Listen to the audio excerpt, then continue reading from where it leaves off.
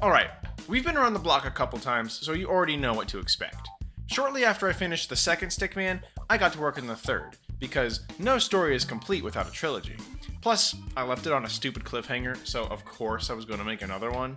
Now, this comic in particular has been very difficult for me to write, as I started it in 8th grade and still haven't finished it as of writing and recording this and editing this video. I worked on it on and off during the next following years, but kept getting hit by writing blocks, and maybe that was because I wanted to put more effort into the story and drawings. Maybe it was because I was preoccupied with less important things like girls and video games and girls. Or maybe it's because I wanted to put more effort into the story and drawings, but I was too lazy to do it. Whatever the reason. As we go through the story, you will notice sudden and drastic changes in quality, and I will be pointing out where various writing blocks occurred, so you will know what was going on when the story takes a sharp turn into a pile of sequel trilogy. So I will waste less of your time, even though we know that's what you're here to do.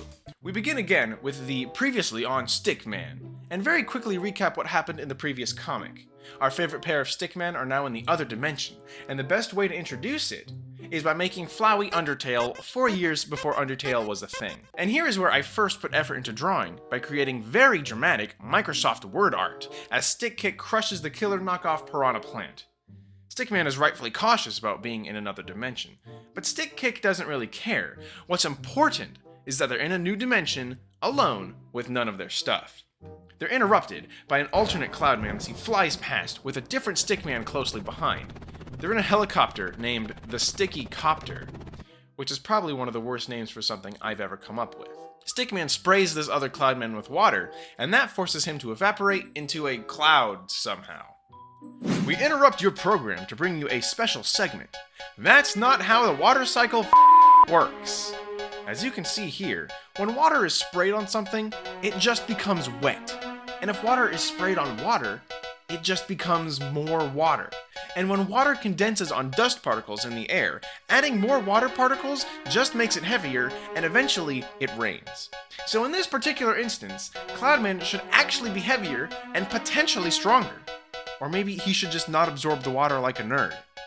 And now, back to roasting myself. So the Stick heroes officially meet and talk shop about getting home. They swap villain stories and exposition dump as they walk to the ninja cave. And even as an 8th grader, I recognized this, and made a note to skip it. It's like I wanted to explain things, but also just wanted to get to the fun parts, so I said screw it, and dumped all the info I could at once. Not to mention, the explanations are shaky at best. Once they get to the cave, instead of, working on getting back to their own dimension, they play their own licensed video games. Which implies that this dimension's Stickman is not only famous and popular, but he has his own franchise and sick merch. It's pretty narcissistic. Insert the middle school sex appeal. Literally just a female. Stickwoman, to be precise. Very creative naming convention as always. You're probably asking the same question as Stickman. If there's a Stickwoman in this dimension, wouldn't there be one in the original dimension? Well, she got hit by a car. So that's a cool plot thread. Anyway, this leads to a small fight, as usual, and Stickwoman leaves because she's been hired to protect a business meeting. For some reason. I guess the heroes here aren't truly vigilantes, because they get paid for their services. Stickman is rich, according to Stickwoman. All this stuff was made up as I went, but I managed to bring it all together in a meaningful way as I finished it as a 22-year-old. But we'll get to that later. Stickkick accidentally sets off one of Stickman's inventions, the ping pong attacker. You coined that yourself? Which serves as the first piece of foreshadowing. But literally on the next page, the so-called foreshadowing is so heavy-handed, between the ping pong attacker attacking Stickkick, the whispering and secrets, an ominous red button, and Stickkick literally asking if Stickman has the bombs, it's all too obvious that this other dimension harbors evil versions of our heroes. Stickman and Stickkick have to go somewhere for personal business, and our Stick Boys think nothing of it and just play video games until they are interrupted by an alert. Which is weird, since this catastrophe that they are being alerted to was caused by the evil Stickmen, so why would there be an alert? Shouldn't they have disabled that function, or at least switched it to evil mode? There was an explosion at the building that Stickwoman was supposed to protect. She heads up to look for survivors while Stickkick accidentally pushes the obvious big red button, which causes the bombs to explode. Throughout this entire scene, you can tell that this dimension's stickmen are evil, but my 8th grade self didn't know how to make a twist happen with foreshadowing and subtlety, so it ends up making no real sense, with people knowing way more than they should and being too obvious about it. It's bad. What's worse is the condition of this building. It has survived 2 instances of multiple explosions, has a huge gaping hole, and somehow is still standing. Plot. Stickman says there are people still trapped inside, somehow, and they grapple up to look for survivors. After nearly dying to a fiery pit twice, Stickwoman saves them with her net gun and tells them that there are no survivors, which means everybody wasted their time, like twice. As if they all haven't dealt with enough near-death experiences in the past 30 seconds, the building decides now is the time to completely collapse and crush everybody. Once the dust settles, everyone makes sure they're alright. Stickman realizes that Stickwoman is nowhere to be found. After digging for a bit, they discover the basement level of the building survived the crash, somehow, and they jump down to investigate. They hear a scream, and suddenly a random man with sharp claws threatens Stickman. Oh man, he looks real dangerous and intimidating. I bet there's going to be a cool fight. Nope. He's immediately crushed by falling debris.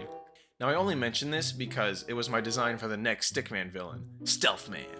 And this was going to be his sneaky introduction. But unlike Marvel, this teaser didn't leave you asking for more. It just left you confused.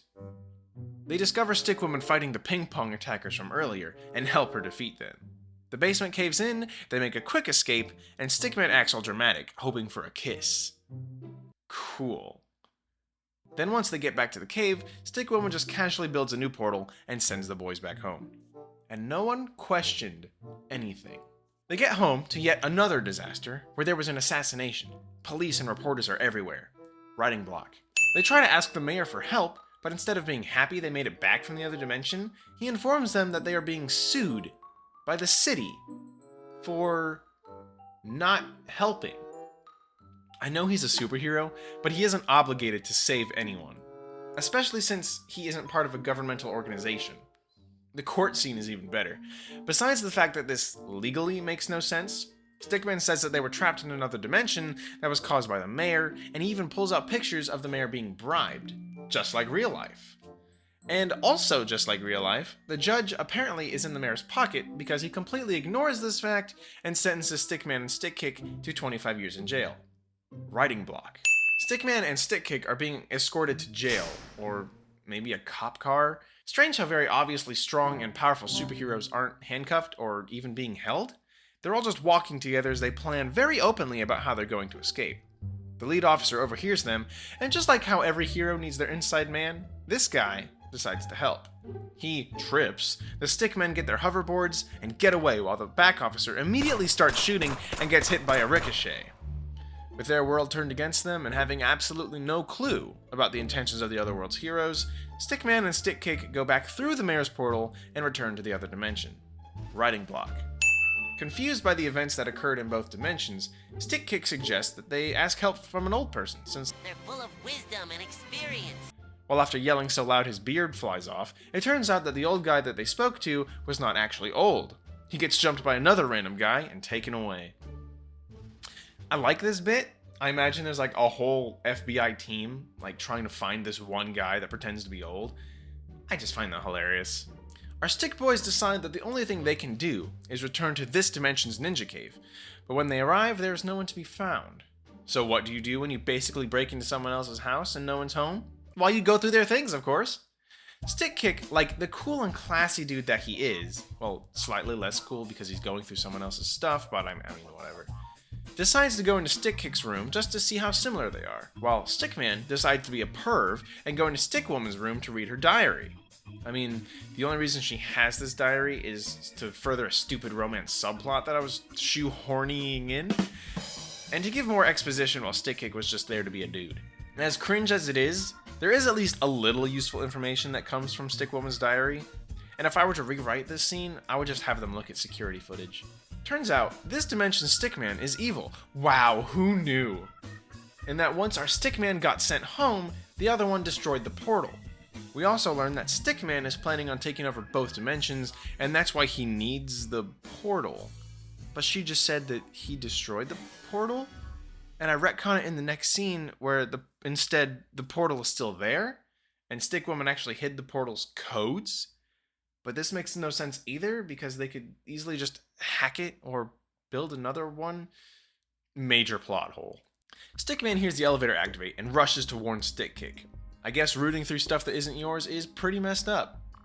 Evil Stickman returns, ready to begin his plan, and after everything we've learned, Stickman confronts him in front of the portal, and he activates it. Okay. This scene was very poorly thought out, but that's what you get when everything is made up as you go. At least we get a cool fight scene to cover up the fact that I can't pick a single plot thread and instead take the whole ball of yarn. Stickman pulls himself out of the portal and kicks Stickman while Stickkick fights Stickkick. I wonder how many times I've said stick, man, and kick in all of these videos. Evil Stickman summons a giant beast, which actually turns out to be a riding block in the form of forced story progression. He opens a giant pit, causing both him and our Stickman to fall in. Stickkick almost falls in, but saves himself while battling his evil duplicate. However, he is trapped shortly after. Stickkick reveals that he is also planning his own scheme to take out Stickman and bring justice to sidekicks everywhere. This ends up being short-lived, and Stickkick escapes to go find Stickwoman. And the only way he's able to locate her is through the use of a tracking device that the good Stickman put on her. Ugh, creepy. Stickman is a real perv for no reason. Luckily, Stickkick remains a Chad because he calls Stickman out on his creepiness. The Stickmen continue their fight in the pit, throwing ninja stars, matrix dodging, and anime punching each other until they're both knocked out. There's a little scene where Stickkick encounters some henchmen who try and shoot him down with a rocket launcher. I was playing a lot of Arkham City while I was writing this, and definitely based them off of the Tiger Guards in that game. He jams their guns and freezes the henchmen where he finds a box. Writing block. There's a device inside and somehow he can scan it, but then he doesn't let us know what it is or what it does, because plot movement. I hate it here in filler content land. So, Stickkick moves into the building he landed on, as it was where Stickwoman is being held, at the Bomb Factory Company Incorporated. Evil Stickman wakes up and leaves to prevent Stickwoman from being saved, while Stickkick is waiting for an opportunity to make a good entrance. Writing block for the entire entrance pun, which turned out to not even be a pun at all. Once he does enter, he throws a ninja star at the rope that Stickwoman is being tied to, dropping her in the vat of acid.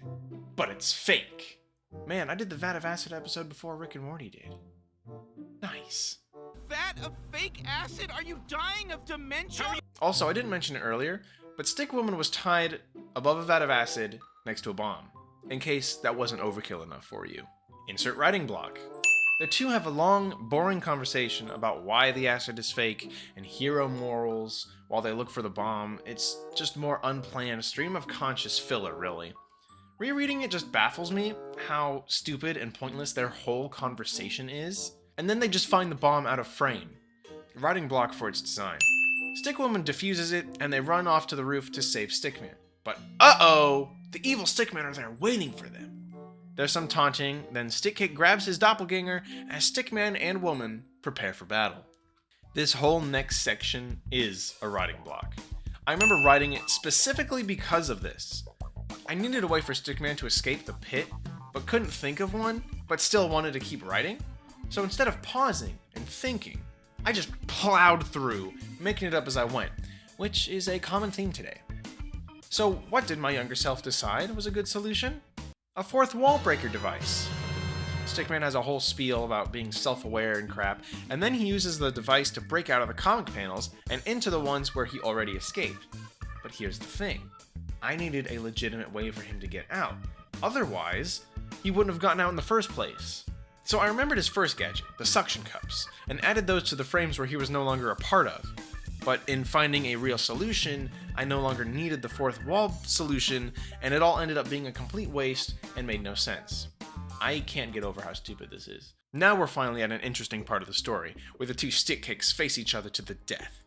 So for this section, I'm going to call the evil Stickkick Stickkick, and I'm going to call the good Stickkick Bob. Should have done this earlier, but screw it. What are you going to do about it? I wrote the script, and also I only believe in the first draft. So Stickkick has Bob by the neck. They banter, and so Stickkick punches Bob in the face, forcing him to fall. Bob retaliates by throwing a ninja star, faking a miss, where it comes back around and sticks in the hoverboard, locking it up and stopping its flight. Stick Kick, really stupidly, bails on the hoverboard, somehow forgetting that there's a parachute inside, I guess. Then Bob throws the whole Ninja Star hoverboard back towards Stick Kick, but it misses on accident this time. And I guess Bob forgot, or maybe he didn't know since he hasn't had a lot of time on the hoverboards, but they have a program to return to their pilot if they happen to fall off. So by fixing the hoverboard, Bob merely saved Stick Kick and gave him a way to attack a now vulnerable Bob. Returning to the showdown between Stickman and Woman, Stickman begins the classic monologuing, listing off all the advantages he has in his possession when Larry appears. I'm doing the Stick Kick thing here too. Stickman equals evil, Larry equals good. Stickman and Larry get into a small discussion about the fourth wall and how he got there so quick, when Stickwoman makes quick use of the clever distraction and kicks Stickman in the nuts. There's a short conversation, and then Stickman presses a secret button where we learn that not only is his army of ping-pong attackers coming, but he has multiple bombs all across the city. Stickman then does the full evil villain monologue where he explains that he is so rich and famous and he's been fighting villains for so long that he's bored. Nothing proves to be a challenge anymore. So once he destroys his own world, he will take over Larry's world. Larry kicks him in the face and suddenly Bob returns from his fight. We don't get to see how, but Bob beats Stick Kick by sending him careening into the side of a building where he's caught in a huge explosion and is presumably dead now. And that is where I'm going to pause the story. I know you're practically dying to find out what happens next. How did I finish the story?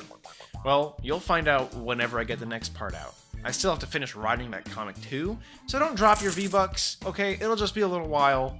And then we'll get to the really good stuff, the stuff that I made recently.